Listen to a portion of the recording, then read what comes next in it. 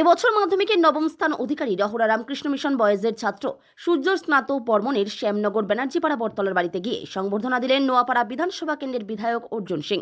সূর্য স্নাত বর্মন 689 নম্বর পেয়ে নবম স্থান অধিকার করেছে। সে সফটওয়্যার ইঞ্জিনিয়ার হতে চায় ভবিষ্যতে। তাকে আশীর্বাদ করলেন অর্জুন সিং।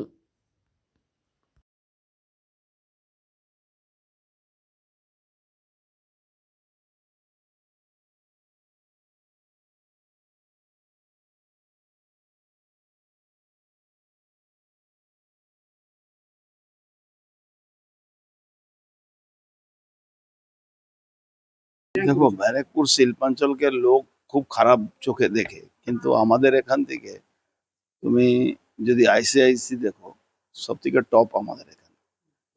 এ আজকে 9th পজিশন পশ্চিমবঙ্গে। ওর চিন্তা ভাবনা দেখো, সফটওয়্যার ইঞ্জিনিয়ার হবে। আর আজকে বর্তমান যুগে সফটওয়্যার ইঞ্জিনিয়ারের বিরাট গুরুত্ব আছে। আমি ঠাকুরের কাছে প্রার্থনা করব, ওর এরকম রেজাল্ট হয়েছে, ও আইআইটি যেতে চাইছে, আরো একটু স্ট্রংলি ওকে এ করতে হবে। না, আমাদের সহিতা ফ্যামিলি, বাবা টিচার, মা টিচার, আমাদের আশীর্বাদ সবসময় থাকবে। আমাদের কোনো সহযোগিতা লাগবে না, যেভাবে জুয়েল ছেলে আছে আমাদের সহযোগিতা লাগবে না।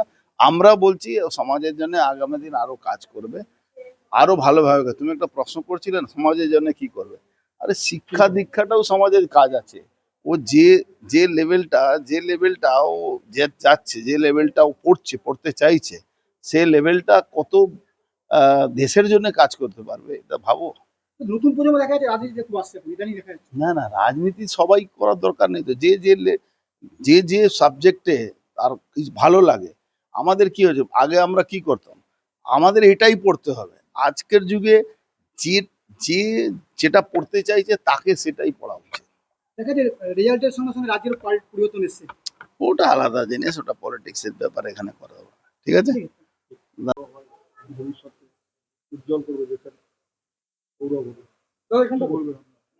ভীষণ ভালো লাগছে যে আমার ছেলে শ্যামনগরের মধ্যে এরকম শ্যামনগরের মুখ উজ্জ্বল করতে পেরেছে। নিয়ে এসেছেন, আশীর্বাদ প্রত্যেকেরই প্রয়োজন। আমার ছেলে যাতে ভবিষ্যতে আরো উন্নতির পথে এগিয়ে যেতে পারে, তাই এবং উনি যেন আবার আসতে পারেন, এসে আমার ছেলেকে আবার আশীর্বাদ করে যেতে পারেন, এটাই আমি চাই।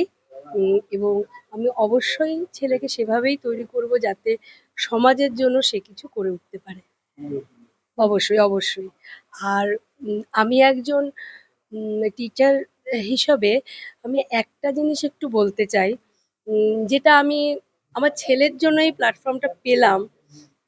না হলে তো বলার সুযোগ আমাদের হয় না খুব একটা, যে এই যে শিক্ষানীতিটা 8 পর্যন্ত পাশ ফেল তুলে দেওয়া হয়েছে, যদি 8 পর্যন্ত পাশ ফেলটা আবার ফিরিয়ে আনা হয়, তাহলে মনে হয় আমাদের প্রজন্ম আরো ভালো রেজাল্ট করতে পারবে।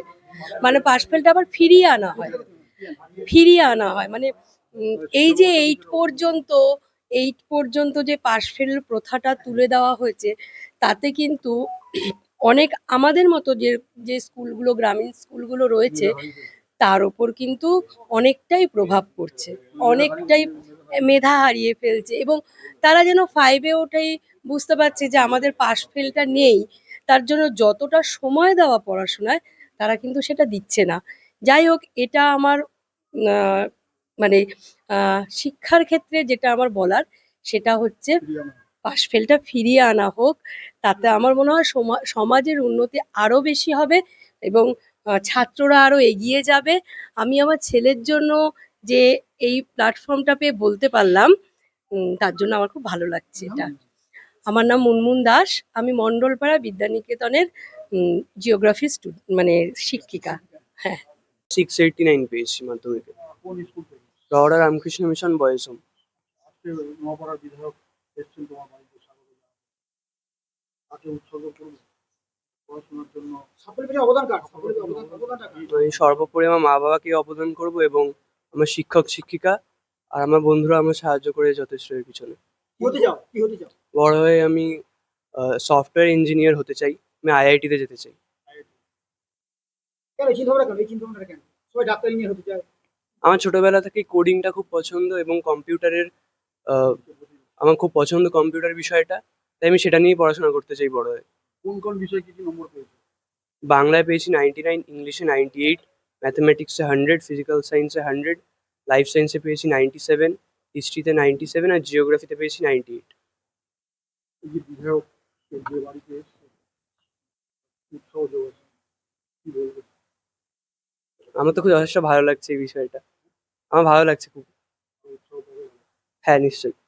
নতুন পরিবার কি বলবে? তুমি ভালো রেজাল্ট করতে চাই কি বলবে? পড়ার মধ্যে সীমাবদ্ধ কোনটি না বাইরে এক্সট্রা আমাদের জন্য কিছু করতে চাও?